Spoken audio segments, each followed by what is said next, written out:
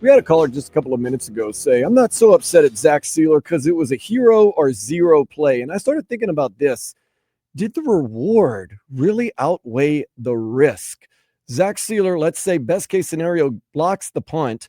We get the ball maybe on the 40-yard line, maybe get a field goal, maybe get a touchdown. You're up a touchdown at that point, which is good, but there's still like 8, probably 7 minutes left on the clock for Josh Allen to do his magic. The risk is you basically give the ball back to Buffalo and Josh Allen. They're going to score a touchdown, which is exactly what they did. So I don't know if the reward outweighed the risk as I think about it. Glad you're rewarding me by hanging out with me tonight. I am Dan Day along with Trevor Harris, taking another hour, 305-567-0560. We got Tom in PA. Tom, what's on your mind? Yeah. How you doing? Disappointed. I am too. What's on your mind? What's going on? What do you want to say? So, I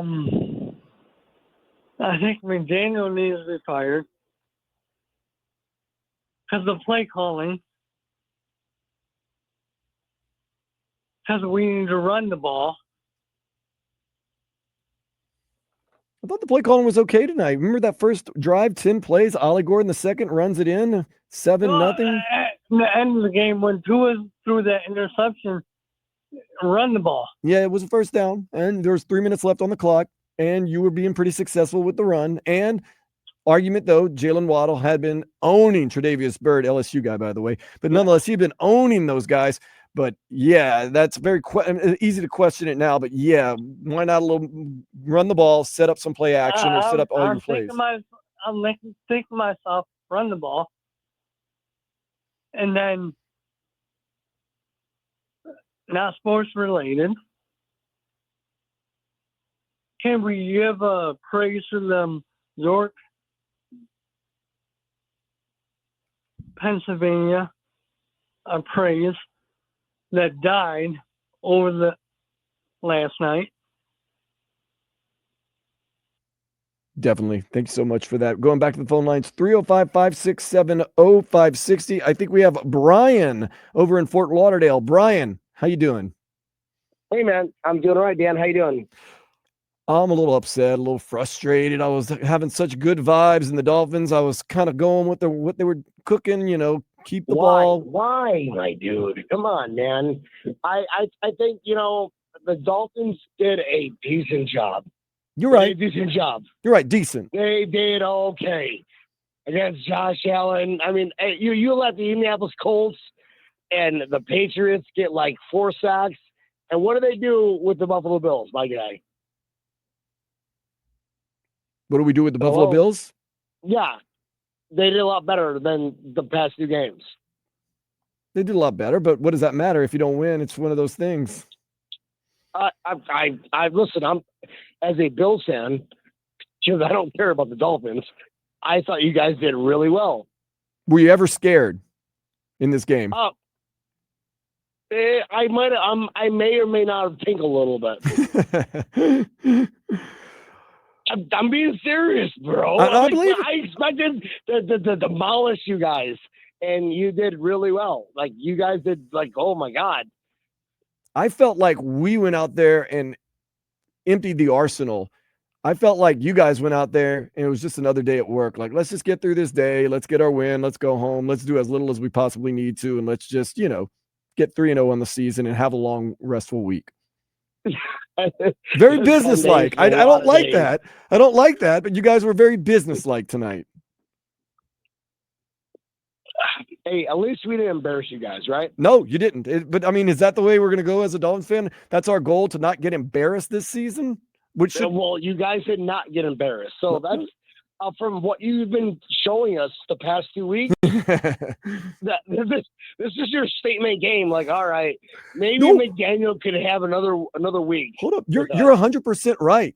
This, in the small sample size of the season, is the game we can hang our hat on. A 31-21 loss to the Buffalo Bills in Buffalo. Right.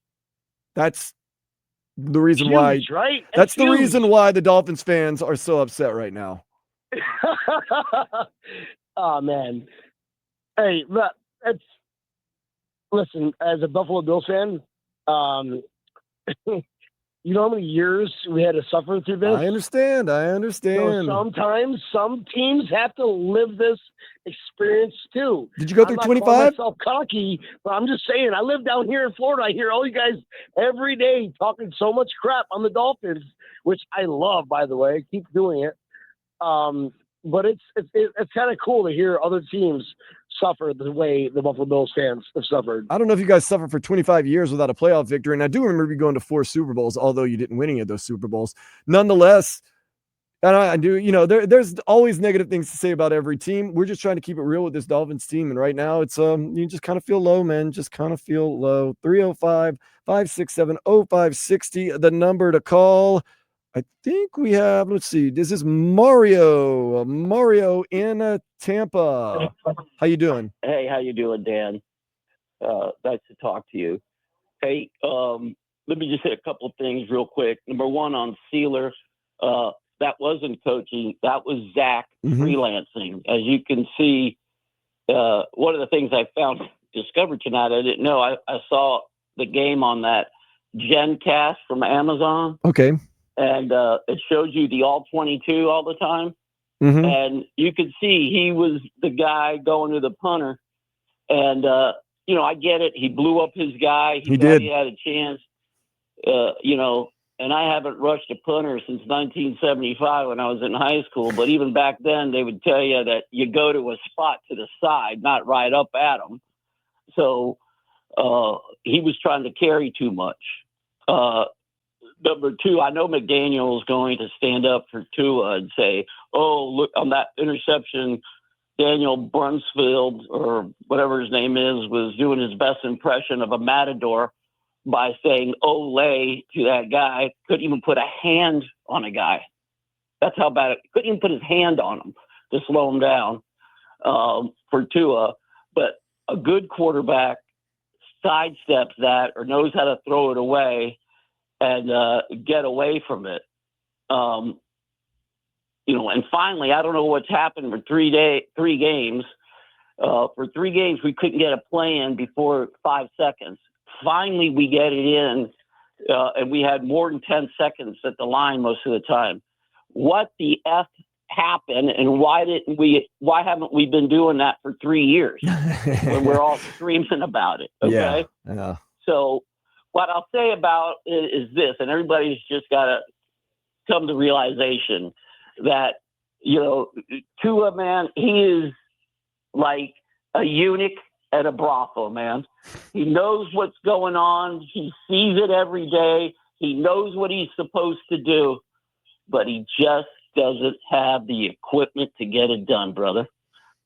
I agree with you right there. It's one of those things. I'm frustrated right now with the whole team. I'm frustrated with Tua. I'm frustrated with the coaching staff. It falls on everyone, but when you're making $50 million a year, you have to make those plays. Like I said, your captains, your best players on your team, they should be the reason that you're getting over the hump, not the reason that you're being pulled down. Going to take one more phone call, then we're going to take a break. We are going to hear from Tua Tagovailoa. He did speak with the media in just a little while, but want to hear from you. We have Alex in Kendall. Alex, break it down. Hey, what's up, Dan? How are you? I'm happy to be here in South Florida. I was happy for about 3 quarters and 5 minutes, and then things just kind of started to devolve for me. So tears in my beers right now. How about you? Well, all I can say is they got better, right? So they did a better job. Tua is now making a better decisions. He has the most turnovers. I think Geno Smith has one more interception more than him. But the defense did their job, right? They gave us an opportunity. And again, Tua he doesn't have that it factor, right? It's kind of the same thing over and over again. I mean, the sample size has gotten to be pretty big. Yes, you're right. And so what Tua did really well was not turn the ball over, get the ball out quickly, and be efficient. So now that that's being a problem, now everything looks a lot worse. But the O-line gets the heart, because what they did today to stop that Buffalo Bills defense was tremendous. They gave him multiple times to go through 1 or 2 reads, dump the ball to the outside. And I believe that Tua is the one to get blamed. Mike has to call out Tua and put accountability on him. Tua did say all preseason, I'm a leader. This room of leader. I'm no, he made it very, very clear that he is now the unquestioned leader of this team. So absolutely. Not only that, he also called out Tyreek Hill. he did. Who I thought was a monster. I thought he was. I thought Tyreek was a monster tonight. I thought he was everything you could ask. He was making all types of catches, having to jump backwards into crowds. Every time it was a third down, you looked for him. He caught some big third down passes. I thought that Tyreek Hill actually showed very well.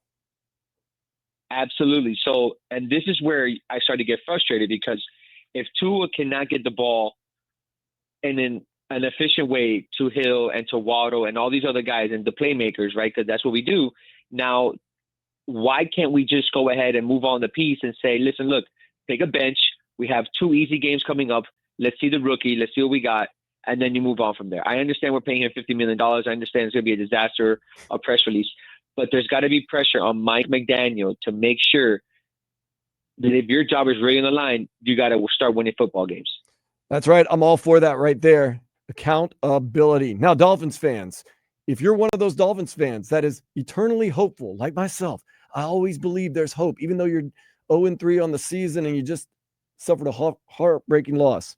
Now, also, if you're one of those Dolphins fans that punt, blow it up, let's just tank this season, your next coming games, now you're 0-3, I understand it, are the Jets, very winnable. The Panthers, very winnable. The Chargers, not so winnable. The Browns, very winnable. The Falcons, very winnable. If you win those very winnable games, Dolphins fans, I'm almost scared to tell you what your record would be if you win those games and you beat the Falcons. Trevor, do you know the math on what your record would be? Oh, would it be 3-3? One more on both sides. 4-4. You'd be right there in the middle where you've been for the past years.